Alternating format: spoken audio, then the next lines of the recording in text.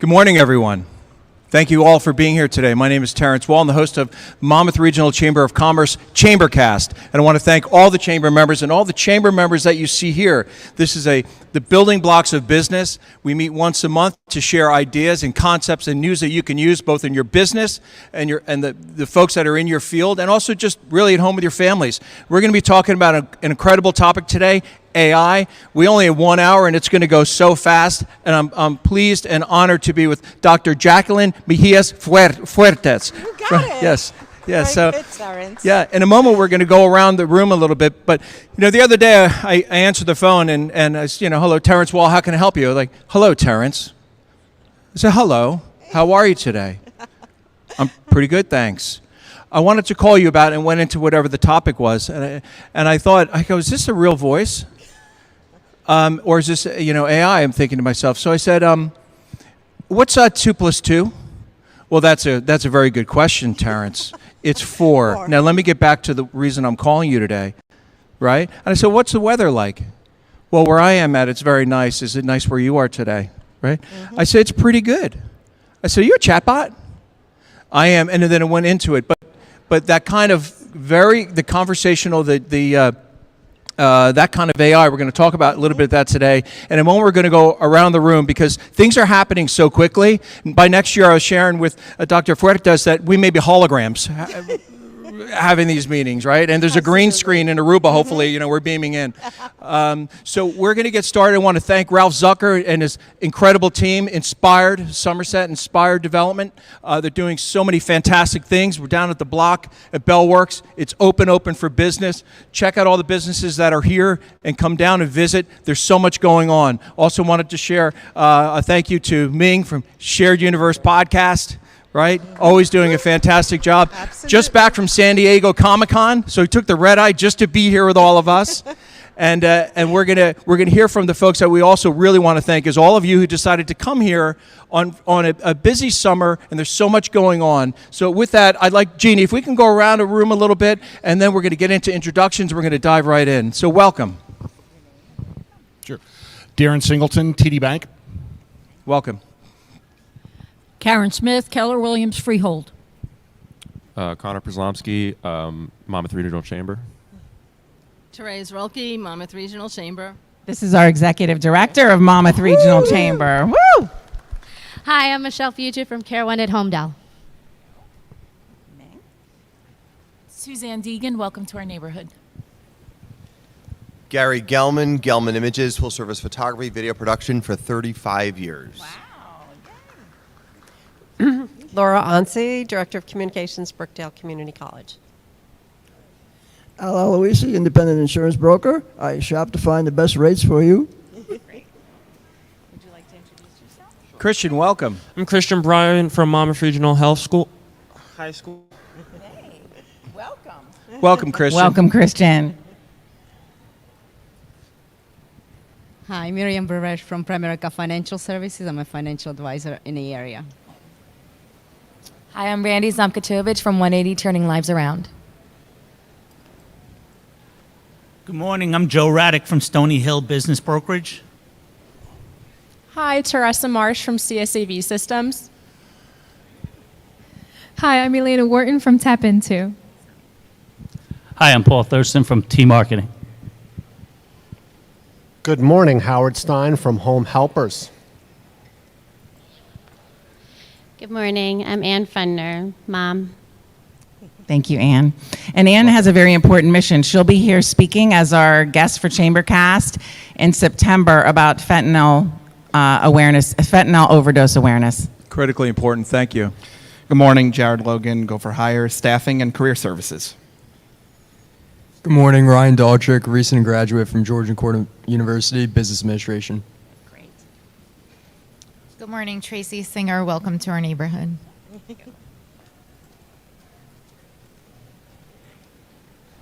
Hi, Will Murnan, Arthritis Foundation.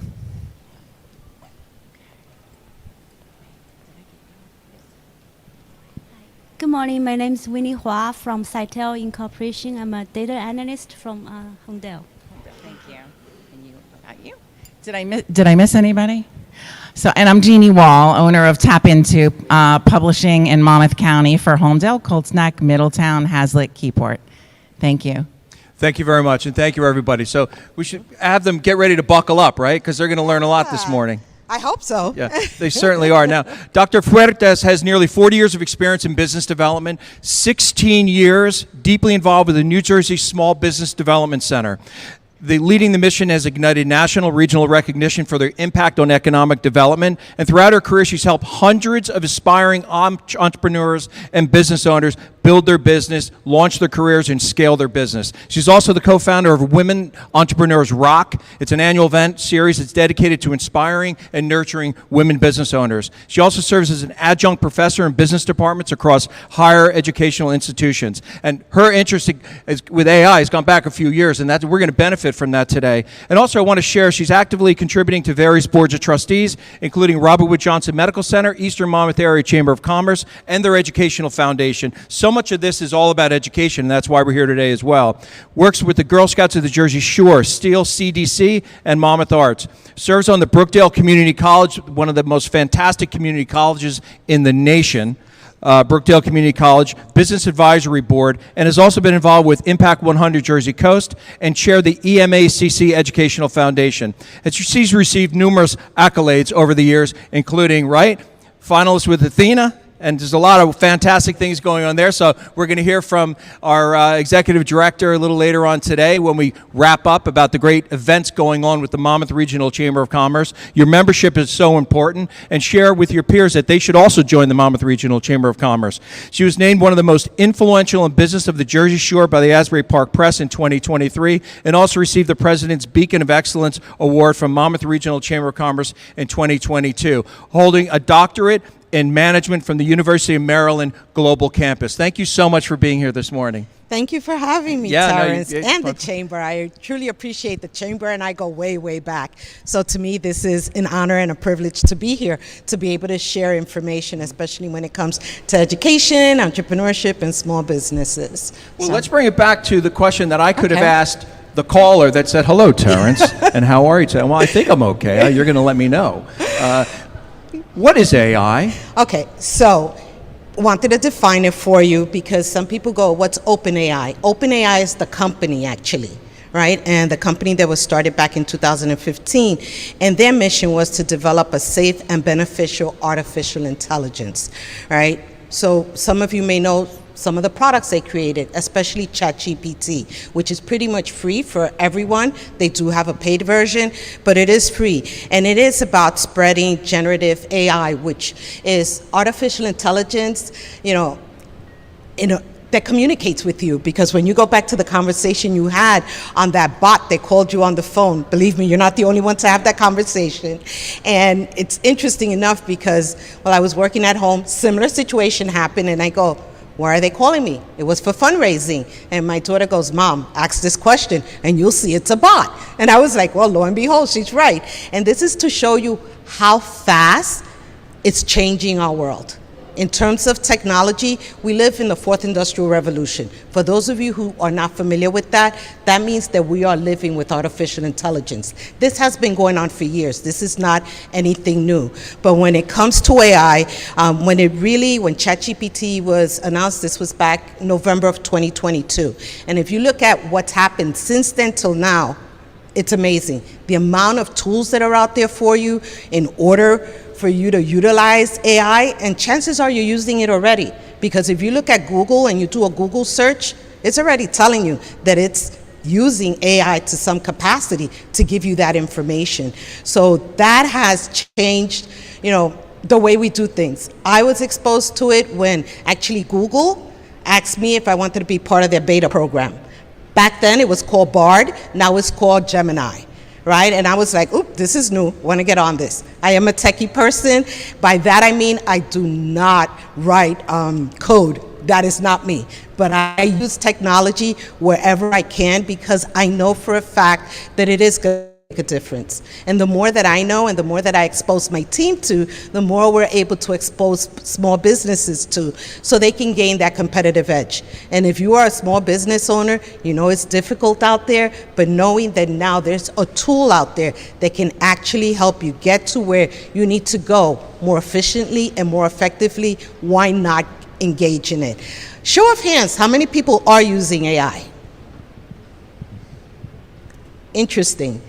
Right? So that's quite a bit more than they used to be, which is a good thing, right? Because some people, again, very hesitant, don't know what they're getting into. And my job is to show you what tools are available for you, how to engage in some of them. You do not have to engage in everything. I remember when Facebook came out years ago, social media, and everybody wanted to be on every platform, only to realize that not every platform works for you. That you have to pick and choose which one is going to work best for your business, which one is going to work best for your industry. Same scenario almost when it comes to AI. Thank you for that. And you know, a lot of folks are just, they're fearful of AI. Yes. And oftentimes if you don't understand something and there's a vacuum of information, you don't fill it with positive things. Some folks are channeling, Arnold Schwarzenegger in The Terminator, right? And whether or not this is sentient as opposed to being a tool. But I'll share with the folks that if you didn't see this, one of the founders of OpenAI was hauled into Washington to testify on this product, on this because the laws have not kept up with it. It's happening just so quickly. But they asked him, can you program drones to determine when they're going to fire a missile? So they're determined. So the drone is choosing, and he said that we don't recommend that, words to that effect. And the guy said, that wasn't my question. Can it do that now? And he said that should be considered illegal. You should have guardrails around that, or words to that effect. And I believe it was a senator or congressman said, my question is, can AI right now be designed so the drone is making the decision whether or not to launch a warhead? And the answer was yes. So there are significant issues. We're just bringing it to the business side, right, and the practical understanding of it. But it is pretty heady consequences of AI programmed incorrectly. And by the way, we're just one country. Right. Oh no, that's exactly right. Because OpenAI, that's the American nonprofit organization that created AI here. But we're not it. You know, we have to remember we live in a global society now. It's not just about what's happening here in the United States. It's globally, how is that impacting? Coming up with those guardrails is crucial. Those conversations are being had now. Same situation that happened years ago and I could date myself back when the internet got started, because I am that old, right? Guardrails had to be put on, but first we had to understand it, to know what is it that we're gonna put up the guardrails for? How is it that, because you don't wanna shut everything down, but how do you protect? Because that is important. One of the things that some people, I've heard speakers say where it makes decisions for you. No, AI only makes whatever decisions you allow it to make. You are the human factor. You're the one that has to stop and say, nope, I don't want you to do that. You know, this is what I'm looking for. You're allowed to correct it. You know, it has no emotions. It's a machine. It's up to you, the human being, to make sure you input that human factor into it. And bringing that back a little bit, can we talk a little bit about some of the definitions? Because oftentimes we don't want to say we don't know, but sometimes the best answer is I don't know or we don't know. Right. But can you talk about what does the different terminology for AI and conversational AI and these kinds of things, and how are these AI bots or whichever vernacular, how are they trained? Because that's a bit of the garbage in, garbage out, right? Absolutely. That kind of thing. And talk a little bit about things like hallucinations or some of the other terms that folks hear out there. What does that mean? Okay, so just taking it back a little, again, like I said, I've dove into this years ago. One of the opportunities I've had of late is that I was asked to be a subject matter expert for the creating of global AI for MasterCard through the company called Creative Labs. One of the owners of Creative Labs and I worked throughout the years developing programs for small businesses. All right, so he said, would you mind? I would like to bring you on as a subject matter expert. Why? He was like, basically, we want to take your brain and we want to train this bot. When someone comes in to talk to you about business development, how is this bot going to respond? The beauty for me behind that was that it allowed me to see behind the curtain. Now I'm starting to figure out, how do they go about developing these bots? What data sets are put into these bots? What are the things that should be there that shouldn't be there? What are the guards that they're putting up to make sure that it's not spitting out something profanity, or that it's helping you create a business that's illegal? You know, this bot that we're creating has, you know, that whole development has really broadened my horizons, helping me to understand, okay, how can I use AI in a better fashion with the small business community? How do I know that the bots, especially the one that I'm involved in creating, is providing accurate information? By, you know, it all has to do with data sets. We collect so much data in the world that we live in constantly, that's the information that's being fed into the bot, right? So then this way, when you ask a question, or not necessarily you pose a question, you ask it to do something for you. You tell it to do it in what persona? By that I mean, am I asking it as a homeowner? Or am I asking it as a business owner? Am I asking it in my role as a director? And what is it that I need from it? And rest assured that it is going to give me some information. But anyone who uses AI can read on the bottom that always says, check the information. The human factor. I still have to research it. Knowing my expertise, I know if it's on point or if it's off point. That's why they hired me, to figure out when we're running these tests, when we're collecting this data, is the information that we're collecting accurate? And accurate to what point? The beauty of AI is it thinks so much quicker than we can ever. That's the advantage of AI.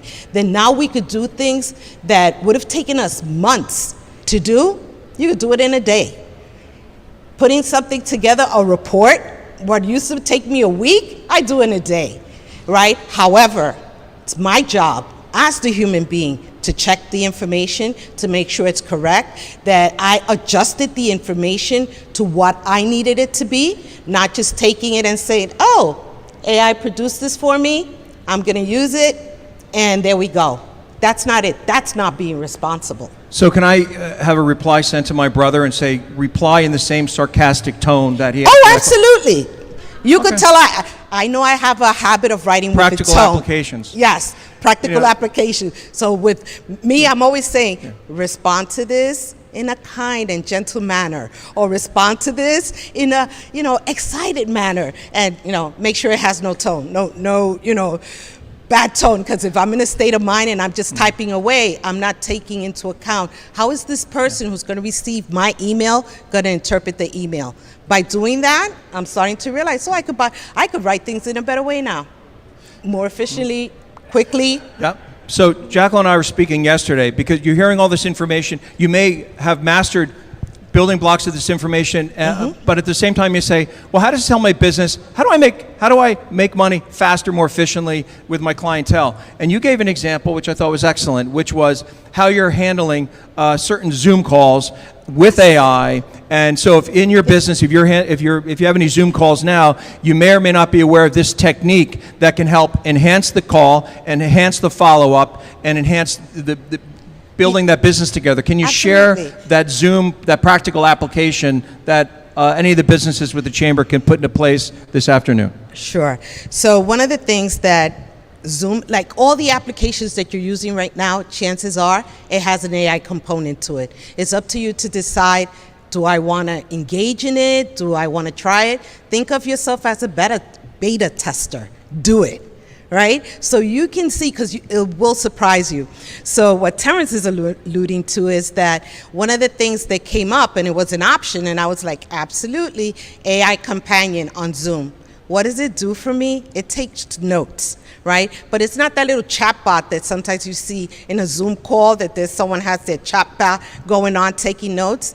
This is AI, Zoom itself. And what it does is, at the end of the meeting, almost instantly, within minutes, you have detailed information what went on in the meeting, it summarizes it for you, it organizes it for you in terms of what it felt was important. Again, I'm the human being. I'm going to make the decision of what notes I need to take, what notes I could delete, but oh my gosh, my admin doesn't have to do this for me if we're having a meeting. This is done. Now I get to use my admin in a different capacity to help our Small Business Development Center continue to move forward and provide better services. So when it comes to that, I always look, does it have to function?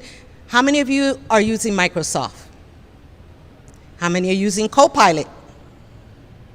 Time to get on it, right? Because again, it's going to simplify the things that you do that used to take you time. Anything from producing a PowerPoint presentation. How many of you use Canva? Right? How are you using AI in Canva?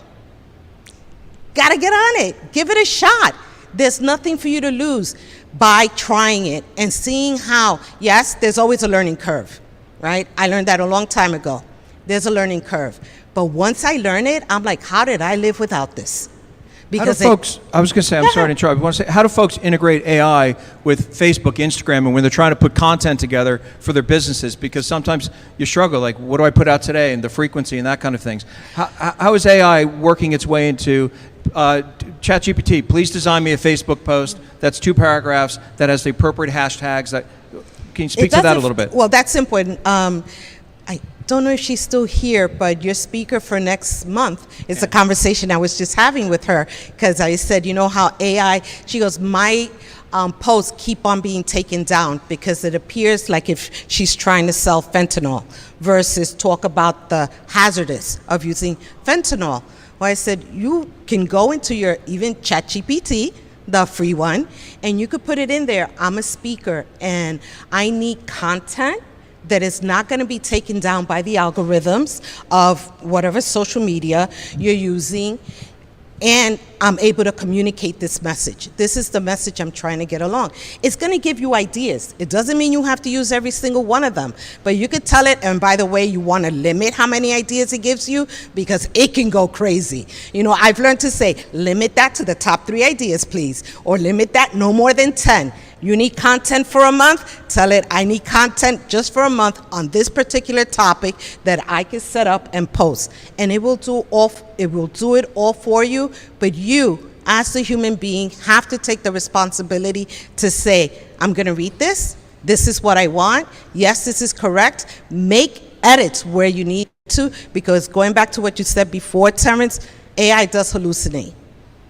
You know, back, I want to say about a year ago, more so than a year ago, someone wrote a research paper, and I'm sure some of you read this, where they submitted the research paper and it was rejected because it said it didn't include vital studies that should have been included in the research paper. The reality was that those research had not taken place yet. So it was AI creating something out of, you know, you have to read it and you have to say, yes, this works, no, it does not work. And it gives you the opportunity to say, is this what you were looking for? Or did I hit the mark? Did I miss the mark? Can you tell me how could I improve upon this? And one of the things that when you're constantly working with your ChatGPT, it starts to know who you are. It starts to know how you think. So when you go back in and you write, it's gonna start writing almost like you. You know, and this is where you end up with a leg up, because now you're saying, I don't have to do so much and I get so much in return. But again, it is your responsibility as the human being to read it and to make sure, yes, there'll be guardrails around there, but they're not all there. And it's not perfect. It's a machine, and it's a machine that's continuously learning. It's not like a computer that you go in and you type what you want it to do. This goes beyond that. And this is conversational. It goes back and forth with you. You know, it will continuously ask you. And I know this from the creation of the bot that we're working on, that's to say, is this enough? Or it's not enough? Or, you know, I see you want to do this, but there's these many steps to it. Can we start with step 1? When you complete step 1, do you want to come back and then go on to step 2? And also, how much content of it is it keeping and safeguarding for you? Because to me, that's huge. I'm a privacy person. I'm huge on making sure that, you know, even on my phone, and heaven forbid I lose my phone, I probably will be able to find it, because I'm not one that wants you to track where I am, right? So looking at that and saying, are you looking at the privacies that they're putting out there? Because you could go to ChatGPT and set up your own privacies. You leave it alone, open game. So you have to make it a point. Again, how do I bring it back? How do I make it work for me, right? And again, it's artificial intelligence that's learning. Is a machine that's continuously learning. And it goes back to all the data that we collect. But going back to you said, when it comes to data, good, that's what you're going to get. You put in bad information, that's what you're going to get. Yeah, and we're talking about conversational AI, generative Right. AI, hallucinations. Like for me, hallucinations was when my wife asked me to do something today, and I figured I could do it tomorrow. So he's I'm hallucinating? Yeah.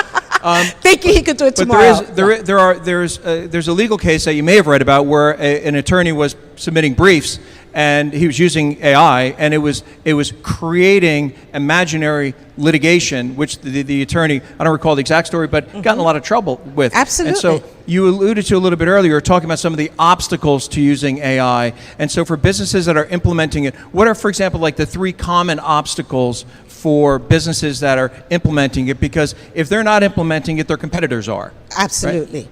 You know, there's a saying that I've been hearing over and over again, and that is that, because some people, and I'll go back to your question, that some people are saying AI is replacing jobs. It's not replacing jobs. It's replacing individuals who know how to use AI or replacing those that don't know how to use AI, because they have become more efficient and more effective. All right, so going back to the question again. The obstacles, the obstacles, yes. right? So some of the obstacles with AI, the common challenges that groups have. You know, that have. individuals may have, first of all, getting comfortable with it. How much information are they putting in? What kind of information are they putting in? Because remember, this is going to take that information that you supplied it, and it's going into a bigger space of data, especially if it's ChatGPT. That's going to be huge, the information that it's, creating problems. Some of the challenges behind that have to do with costs, especially if you're doing it within your internal business, right? Because some businesses are adapting to using internally, but they have to put in place those items that, and it's not items, those legalities to some extent, that yes, it's okay to use AI here, no, that it isn't. No, in terms of privacy, how are you using that? Making sure that you're being transparent as to how, because it could be difficult for some people to be very transparent when using AI, but you have to be, because you want to make sure you continue to gain the trust of your customers. I'm talking from a small business perspective, not making sure you put everything out there. They know how you're using it. They know how you're protecting their information, because AI impacts everything that we do. There's a huge thing going on with cybersecurity and AI. All the scams that are coming up, because if you're not using it properly or putting those safeguards in place, they're coming up. You're creating an opportunity for someone to come into your institution and create havoc. Yeah. So to me, those are the obstacles that small businesses definitely have to look out for. And also not having the technology know-how, and this is not about coding, because as I said before, I am no coder, nor will I ever be. After being exposed to them in this project, I said, I know my lane, that's not it, right? Because that's way beyond anything I could even think of. However, I did learn from them. I learned how they put things together. But one of the things that small businesses may not have is the ability to hire someone with the technology behind AI. So it's a thing about educating yourself, and create a space for you where you are comfortable, that you say, okay, I know I'm using AI, I'm using it to this extent, and I'm okay with it. It's continuously changing. So the obstacles of today are not going to be the obstacles of tomorrow. It's almost like the workforce that was of yesteryear is not here today. So many things have changed in the last 5 years when it comes to the workforce. A lot has to do with AI. 5 years from now, there'll be other positions that didn't exist today. And it is going to be because of AI. And we're going to open it up for questions in a little bit, because I'm sure there's some fantastic questions to be answered. I wanted to chat a little bit. We have Christian here from schools. The education community, this is massive. And like just as an example, I volunteer as a Board of Ed member with Homedale Schools, where I serve as president this year. Homedale Schools passed one of, it shouldn't be, but I think one of the first AI policies in the state. It's starting to be more common because students are actively using ChatGPT or the others, and maybe Bard. And we'd like to share with folks AI, which systems are there out there. So I'd like to talk about that in a moment. But in the educational community, it's not just the students, it's also the teachers that are using it. And one of the challenges is whether or not essays and English, the written product from students, that is original, and that the review and the grading of these essays is also original. Huge issue, which ties to disclosure. So if you can speak to the disclosure and the ethical guardrails surrounding it, and also when you hear AI, there's ChatGPT, there's right, Gemini, Bard. Can you go over the menu that businesses say, I'm interested in AI, which one should I use? Because I think Gemini was shut down because it was giving you just like Gemini is not shut down. Which one was hallucinating with? It was which one shut down? I don't know. There's so many. First of all, if you want to stay up with AI, my go-to newsletter is Neuron.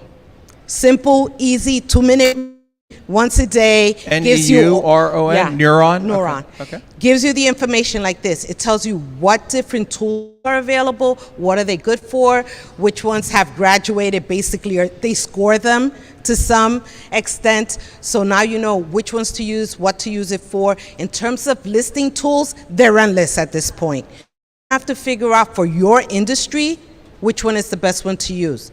You know, in a general fashion, go to ChatGPT. But now if you're looking for something to give you graphics or something, ChatGPT won't do that, the regular ChatGPT. You would have to use something like Gemini, and I will give you, pictures. Also, it's using AI things, and it could be images, text, charts, but you have to know, again, what's going into it. Is it giving you something that's real or not? Going back to the educational aspect of using AI, I am a professor at Brookdale. I am one of the few professors, I want to say, that told my class, you can use AI, however, not to take an exam. That must have gone out the window because there was a few zeros that went out in my class, right? I called them out on it. They were like, okay. I said, however, you can use this to enhance a project that you're working on. You just have to let me know you used it. Transparency, that's all I'm looking for, right? I know that I have colleagues that are faculty that are opposed to AI in every shape or form. That doesn't work for our students either. Because where's the workforce going, right? Whether it's creating a business for themselves or working for someone else, who are you looking to hire? The person that has no knowledge because it's been shut down on using AI because someone didn't want to do it. In terms of grading papers, there's a program called Turnitin. You want to know if the person did plagiarism? You throw it into there. Yes, you should read. As a professor, I can't just say, oh, let AI determine if the answer is right or wrong. You shouldn't do that. Absolutely not. That's why there has to be, I don't want to say laws, regulations as to when could you use it and when not. But for professors to say, I'm not going to use it at all, that's not helping our workforce. That's not helping our students. That's not helping them move forward. Because again, it's a global world. We don't want to fall behind, right? So yes, as an instructor, it is my responsibility to make sure that I'm reading. How did you think I caught those that were using AI? I read it and I said, well, this is a response that came out of AI. Why? Because I already knew how their writing ability. I make it a point, give me an essay at the beginning of the semester, right? When you sit down and you give me another essay at the end of the semester and it is brilliant, and I'm a good professor, but I'm not that good, right? So that's me saying, we need to have a conversation about this, right? And also, you have to stop and think, who is the student also? Because I work with foreign students. Foreign students have a way of writing English that's very different than our students that were born and raised in the United States. And when we see that, sometimes we go, was this AI or not? Again, give them a writing prompt at the beginning of the semester, and you compare it as you go along. And it's going to tell you if they use artificial intelligence or not. But to some extent, we use technology. Because when it comes to multiple choice, that gets put into a system and it grades it for me, right? Essays is a whole different question, right? When it comes to essays and I'm reading their essays, that's when I'm able to detect, you know what, this is not yours. And I do give you the opportunity to debate that with me, right? So the bottom line, it's a tool in the toolbox. Yes, it's a tool in the toolbox. That's all it really comes down to, Terence. And as an educator, I'm looking to educate the best workforce ever. And that means helping individuals who want to become business owners. Because it's not about just educating them to be in the workforce working for someone else. Most of my students, I want them to create a business for themselves and create their own workforce. Right? But making sure that we educate them, that we present them with the tools that are out there. So you have mentioned tools. There's so many that it would be an endless list. You can Google what tools are best for me based on what I want to do. What is it that you're trying to achieve? If you're trying to take a process within your organization and streamline it, let it give you the options. You don't have to spend hours doing this. You can take it from that point that AI gave you suggestions and then enhance that and see how that's going to work for your company. Basic ones, ChatGPT. Who hasn't heard of ChatGPT? We all have, right? Bard no longer exists because it's Gemini. So Bard is where I started my beta testing, and that came from Google. Copilot, Microsoft, right? There's something out there called Perplexity, which is a combination of ChatGPT and Google. Guess who's coming up with a new form? Oh, OpenAI, because that's their competition. Remember, we live in a wonderful society where we are able to create businesses and compete. That's one of the things that I love about our society, that we're able to compete.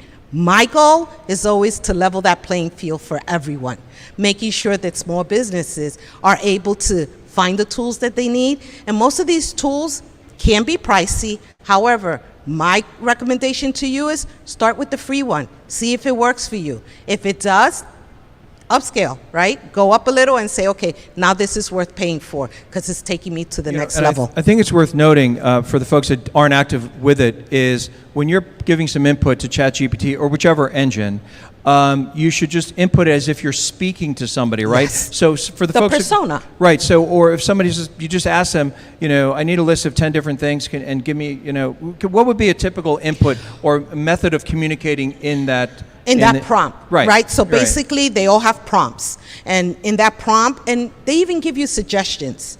If you look at ChatGPT, there's always 3 little boxes on top that says, say, I want you to create or provide a listing or summarize this information. What hat are you wearing? So that's the persona that you want the ChatGPT to respond as. So for me, depending what I'm doing, it could be as the professor teaching entrepreneurship, what are the best topics that I could bring to my students so we can have an in-class conversation? What are the points that I should really be highlighting in order to make them effective entrepreneurs? It's going to provide that. If you are in the HR department, and this is where one thing about AI that I'm very not concerned, but it piqued my interest when I was listening to a webinar last week, and it was from, I believe, one of the state organizations. And they said, when is it not good to use AI? And they said, when it comes to HR. And it's because you cannot tell artificial intelligence to tell you, how does that person behave? How did that person interact? You could put whatever you want on a resume. You may be the best candidate on paper. You come in and I detect an attitude. The AI was going to be able to detect that attitude? Probably not. It's important that, yes, you use it on certain areas, but there's other areas that human interaction is key, and HR is one of them. And I found that extremely interesting because it's true. Right now, most HR departments, when they get a slew of resumes, basically they tell the machine, kick out the best 25. But out of that 25, this is where you have to come in. You can't leave that to AI because, again, the biases that exist with AI, and it's one of the things we touched about, Terence and I, yesterday when we were talking. You have to think that when ChatGPT was created, right, OpenAI was created, who created it? It was white men. Therefore, the machine is thinking like white men. That's not applicable to everyone in this world. You know, that's why it's important that biases are put in check, because sometimes it's a woman who's asking the question, but the bot can't make the difference between, is it a woman or is it a man? How am I going to respond to this? You know, is this someone in an underserved community? Our dialect is a little different depending where we come from. And if this is global, you know, it's important. So the things that when you're looking at AI and the biases, to me, that's something that we have to look at when we're putting things into the prompt. And with the prompt, basic is, and you could Google, give me the top 10 prompts. It's going to give it to you. And in what persona? Persona meaning what hat am I wearing, right? And then telling it, you know, from this conversation, generate this kind of response. And you put things in quotes when you want it to generate something based on something specific. There's ways to line it up, and it's going to come back and it's going to tell you, is this what you were looking for? If it's not, let me know. I have a friend that actually uses AI for therapy for herself, right? And she goes, best therapist I've had in years. So again, what is it telling you? And she could go back to it and say, no, no, no, you misunderstood what I was trying to say. That's not it. And the artificial intelligence continues to work. And, you know, it's how much they remember about you, which goes back to the privacy piece. You get to go, any of them, ChatGPT, I continue using ChatGPT because it's the one that people know the most. Go into that privacy section and tell it how long do you want it to keep that information. A week? A month? How long? You know, because again, the information you're feeding it, it's also keeping it. So how much of that is it keeping? How much of that is something that's private? I know in the chatbot that we were working on, one of the things that came out was, is it redacting the information when someone puts it in accidentally? Like their name, their address, their social security. We don't want any of that. That creates a problem, cybersecurity issues. So does the machine know enough to say, wait, you gave me that information, I don't want it, and take it right off so it doesn't stay on it. So there are practices. One thing that came up with one of the individuals that I met, she's from California. She does a lot of, I think it's red teaming, I think it's called, and it's that she's constantly testing the bots on biases, making sure that the information is being retracted, that it's hitting the benchmark of what you expect from a bot. So you have individuals, and she's constantly sending, you know, articles on, we need to read up on this. You need to make sure that we have a voice here to make sure, like you said, that guards are put in place, that to make sure that when someone is using it, there's some line of protection, especially with our privacy. Thank you very much for that. And just full disclosure, if anybody is upset about OpenAI or ChatGPT or any of the different artificial intelligence devices out there, I had nothing to do with the design. So going back, we talked about what is AI, right? We talked about some of the current practical implications and business tools and business uses for AI and its various iterations. And even though it's happening so fast and things are changing so often, can we talk a little bit before we open it up to some fantastic questions here of what's the future trend? What are emerging trends in AI that small businesses should keep an eye on? So they know the conversational AI, they understand ChatGPT and that kind of thing, but for the folks that are perhaps well immersed in it, that are wondering, like, what's the next big thing, as I mentioned a little earlier, in this space? Okay, so of course I had to pull out my paper for the next big thing because it is trending and things are happening so fast. So some of the things here, one is, bear in mind, is constantly evolving. What it's doing today, tomorrow it's doing totally something different, right? So with that, it's also how AI goes to what I said about perplexity, right? How AI is combining with the internet to do things, making devices smarter for us. I don't know about you guys, but I know that I could use my phone, not just with ChatGPT, with my other programs, and they are already embedding AI into it. So it's already occurring. And I don't know about you guys, but I talk to, Alexis at home a lot, right? So I am using artificial intelligence. I'm waiting, and she'll come back to me and say, that's not it. You don't need that. So it's actually communicating with me. There's Edge AI, which is another trend, and that's bringing real-time processes to local devices. Again, faster decision-making, better privacies. They are those that created it, and those that are those larger corporations, they are taking it seriously. They are making sure that privacies and certain things are put in place just to make sure that it operates it goes back to their decision to create this model, right? It was to make life better for us, but in a way that is safe for everyone to use. Then there's the natural language processing, and this is another one that's advancing rapidly, and it's making customer interaction more smoother, more intuitive. Goes back to the conversation you were having on the phone, that it said, "Hi, Terence. How are you today?"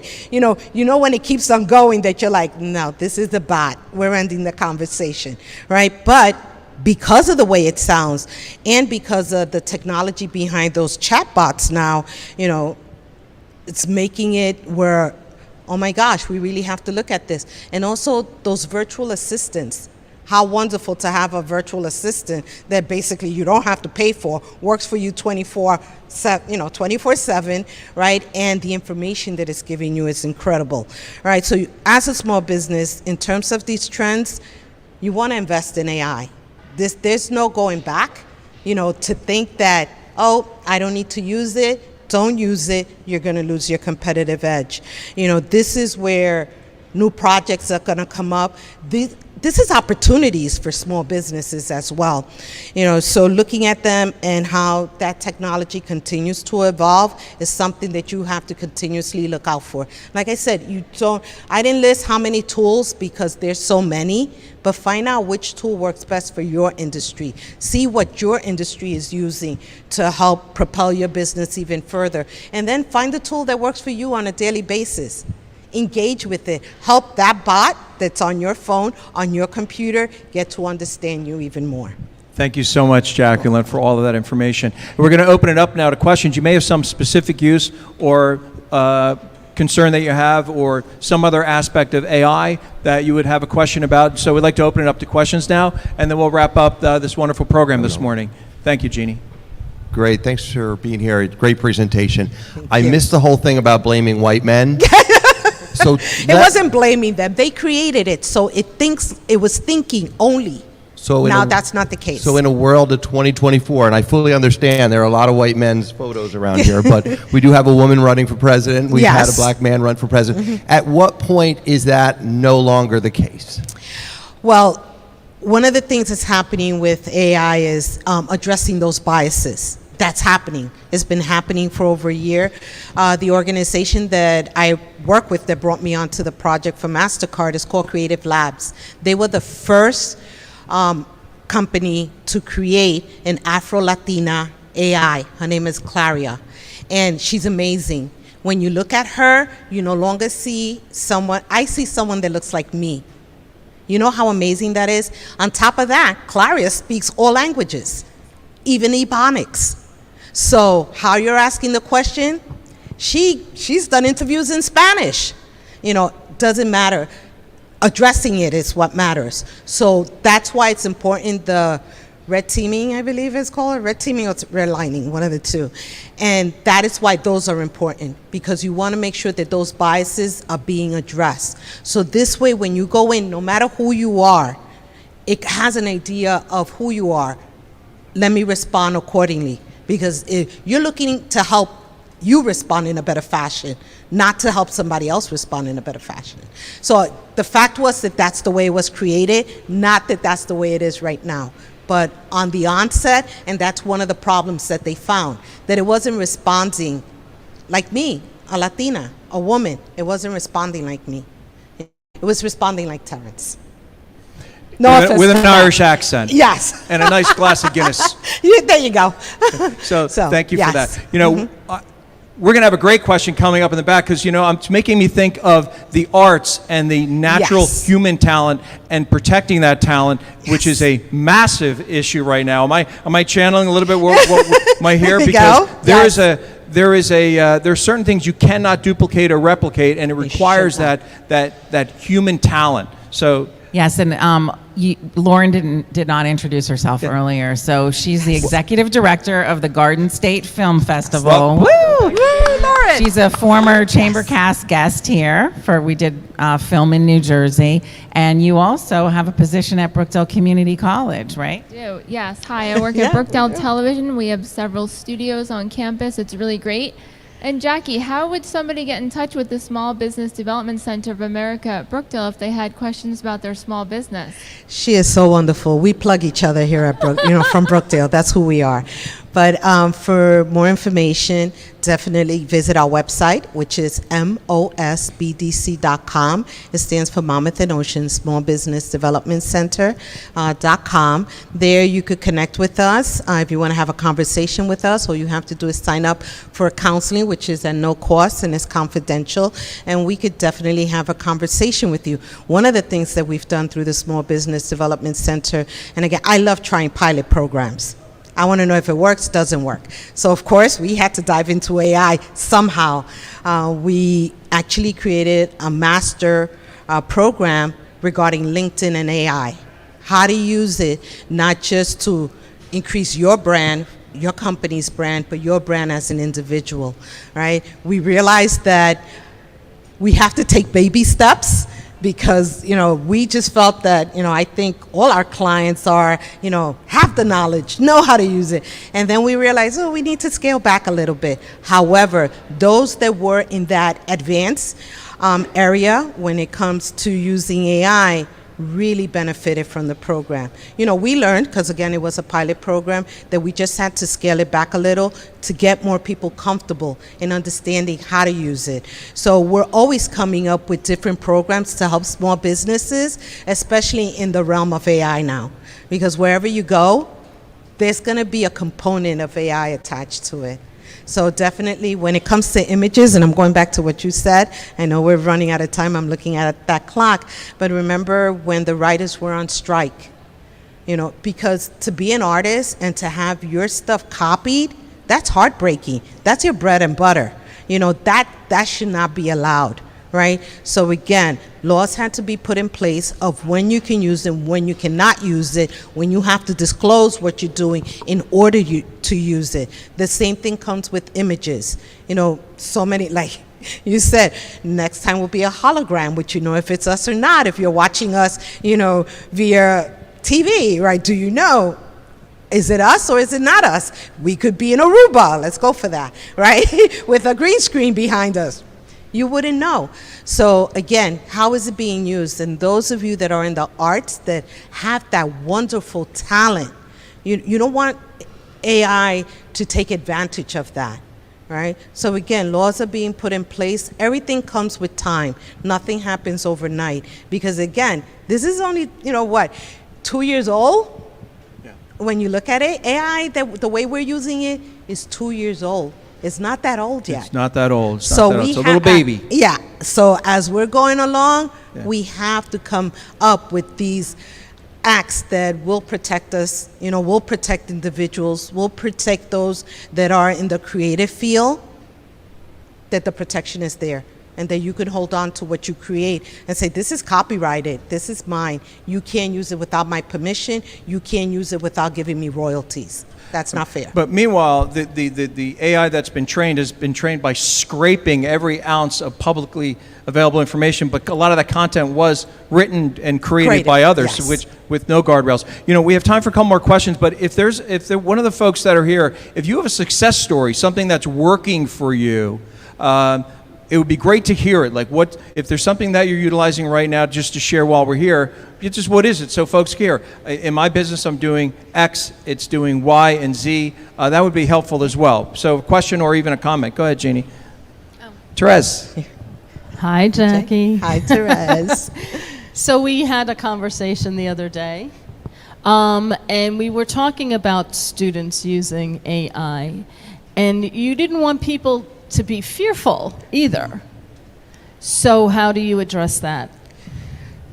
One thing I've learned from being in my role as the SBDC director and seeing everything that we've gone through for so many years, right? Whether it was a disaster, different disasters, right?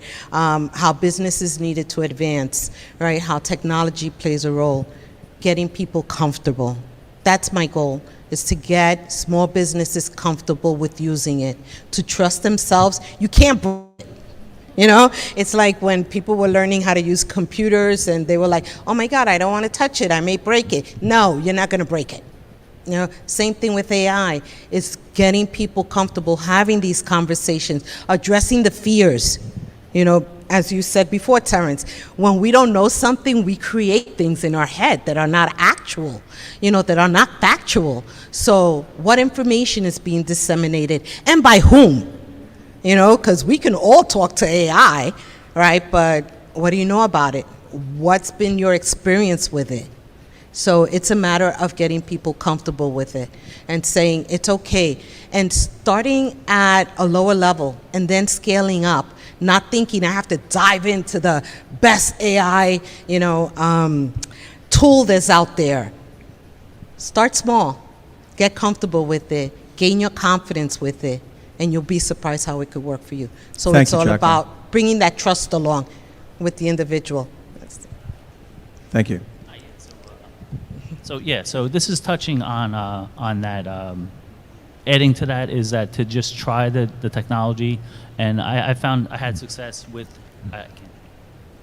I found success with trying it and with generating images, but it's most important to do the prompts that to input the correct prompts that to input prompts that are specific. If you put in prompts that are specific with, say, Gemini or Chat GPT, it will the output that you get from it, including like just images and stuff like that, it's absolutely amazing, and the prompts are very important. If you do a specific prompt, I've had success with this and with marketing, to input the prompts is very, very, very, very important, and to be specific. And it will give you, it will put out images and that include even your company name and stuff like that on buildings and stuff. I said generate an image of a building that an office building that says such and such marketing. My team marketing, and it was really amazing, and to just not be afraid of it. If like even yesterday I was doing stuff and I was like, oh geez, I don't know what the heck to put for this marketing plan, and then I input it into into Gemini, and it gave out, it sent out just ideas like just buyer personas and stuff like that, and it was really, really useful in that in doing that. So it's great even for brainstorming to help you get ideas. Yes. Yeah. It's really good for brainstorming and things like that, and just like to, you could say, hey, give me a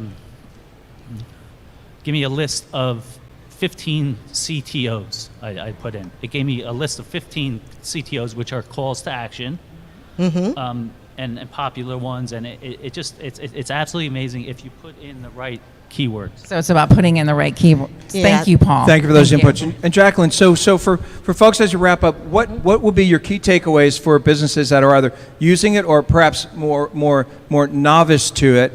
And what are the resources from your work in Brookdale that businesses, whether they're entrepreneurs that are looking to start out or looking to refine a business plan or integrate AI into that plan, how do they reach out to you and the organization so they can realize those goals and visions that they have for their company and their future? So thank you for everything you said regarding using AI. It's really about the prompts. It's about getting as specific as you possibly can, because it is going to tailor it to what you're trying to achieve. In terms of reaching us, as I mentioned before, mosbdc.com is the easiest way to get to us. One more time slower. M, I know, the Latina in me comes out real quick, right? I speak. Está bien. Malamine. Let's go. Malamine.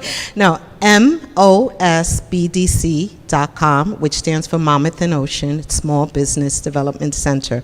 And, you know, our focus, as I said, and it's not just our focus, I have to say, I had a conversation with the president of the college, you know, last week, and we were talking about how is it that we can introduce AI to our students, right? So when they go out into the workforce, that they understand, and it goes almost to the conversation I had with Therese about being ethical in how they're using it.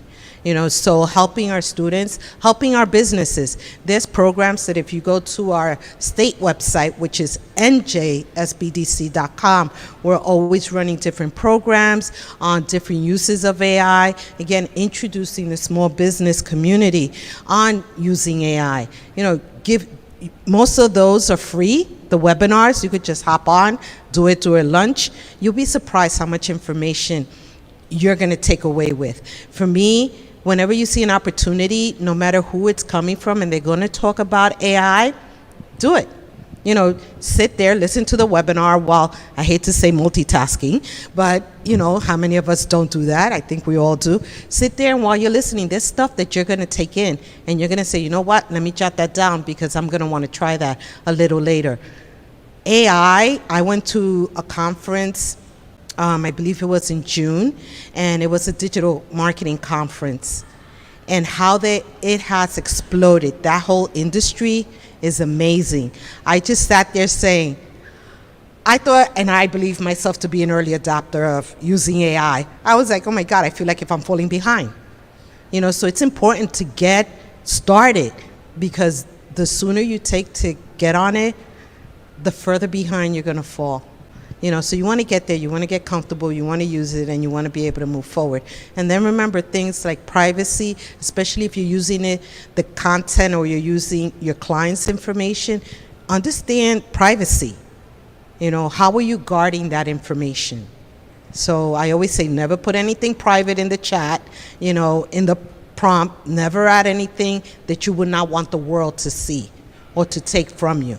So to me, that's a way of us putting in that human factor and saying, I'm responsible for this. All right, you can't put the responsibility on an artificial intelligence. Thank you very much for that. As folks know, this event is sponsored by the Monmouth Regional Chamber of Commerce, one of the most powerful networking organizations in the state of New Jersey. Therese, would you mind sharing, folks, some events that are upcoming? So as we leave here today, we know what's next on the agenda for the Monmouth Regional Chamber of Commerce. Thank you so much, Terence. Well, tomorrow night we're doing our Beacon of Excellence Awards at Jacques in Middletown. We have 10 amazing honorees that we'll be celebrating with tomorrow. The next big event after that is something I want to see everybody show up to. It's our young professional groups Caring with Karaoke.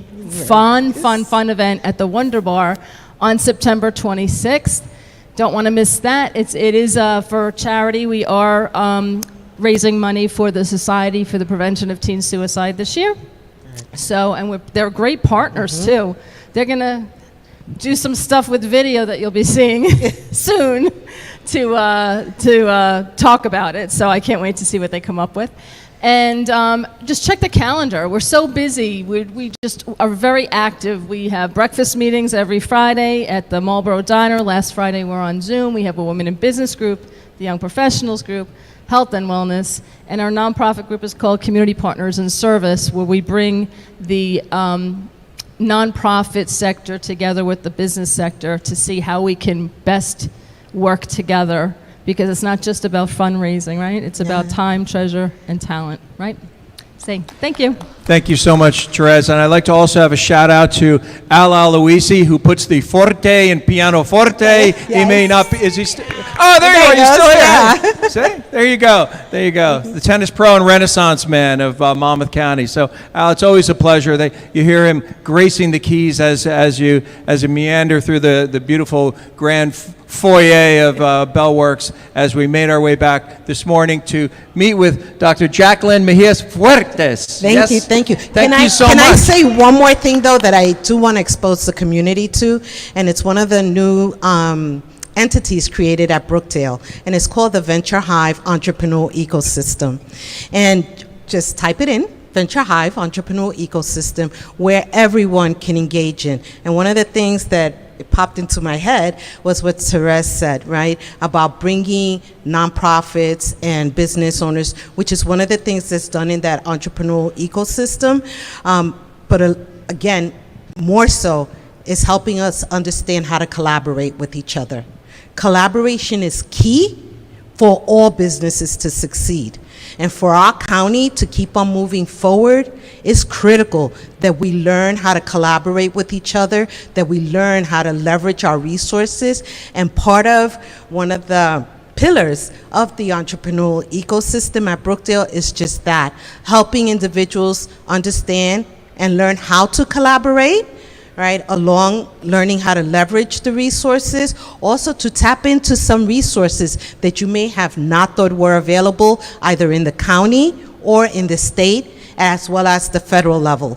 So I invite you all, if you have an opportunity, just Google Venture Hive Entrepreneur Ecosystem. It will take you onto the website at Brookdale, and from there, see how you could connect. And it's not just about connecting with us at the New Jersey Small Business Development Center at Brookdale, but it's connecting with any organization that's related to business that is a resource that can help you propel your business and gain that competitive edge. Go ahead, Teresa. Jackie, I want to talk to you about that offline. Sure. And I can't believe I forgot to mention this, but in November, we're celebrating our Athena Leadership Awards. And I spoke to Jackie earlier this week or last week because she's one of our finalists, so I just wanted to congratulate her. It's an honor. You guys got the scoop. We haven't made the official announcement yet. You and everybody else watching. And I recommended Jackie. Did you know that? Thank you. Woo! Yeah, so I didn't even know. Nobody told me. Now I know. So it's Venture Hive? It's called Venture Hive Entrepreneur Ecosystem. That's fantastic. And it's also at Brookdale. In the coming years, we plan on having an actual space, which will be called the Venture Hive Collaboratory, where businesses, both from the community as well as our students, will be able to convene and have conversations. We currently have an online platform, which is the one that I'm inviting you to go in and join. And it's no cost to you, it's no cost to the resource partners. Brookdale is doing the incredible job of being the convener. So yes, Terez, you need to be there because we invited you, but show up. We need to have a conversation. But yes, bringing all the chambers together, bringing all the business organizations together, bringing industries together, because it is important for us to do everything we can and work collaboratively in order for, again, the community that we live in, that we serve, so it can continue to grow. Thank you very much for that. And I do want to give a thank you, a personal but public thank you without platitudes to Ming Chen. Yes. You flew in here from San Diego. Yes. Woo, Ming. Yes, Ming. You really go the extra mile. There's so many things that you do, really. We should be doing a podcast about you, really. But I did just want to give a shout out. You're really an incredible guy, a great friend to the Monmouth Regional Chamber, and it just matters so much, all the things that you do for the community. So I want to personally thank you, really, from the bottom of our hearts here at the Chamber, and I personally appreciate everything you're doing. I really mean that. Thank you. I have to second that because Ming always comes through for us, especially for our Women Entrepreneurs Rock. He's been amazing every single time, making sure he brings his services. So we're forever grateful, and he knows that. Well, if he doesn't, he knows it now. Yeah, I tell you, AI has nothing on Ming Chen. That's right. Nothing on It can't travel as much as he can. So whether it's from Bellworks to Venture Hive. Yes. Things are buzzing, everybody. That's so it. Thank you so much for being here today. Give yourselves a nice round of applause and have a fantastic day. And we'll see you next month. And let's take a group picture. Anyone that would like to come in the group picture. Thank you. Jack, did you want to say one last thing? Or? No, just remember, we're here to service you through the Small Business Development Center, but at Brookdale also through the Venture Hive. So please take a look. Any questions, feel free to call our office. And again, you can reach out to us through our website. So thank you again for having me. You're welcome. This has been amazing. AI is a new world that we're exploring, that I'm continuously learning on, and I hope you join me on that journey. Thank you very much, Jack.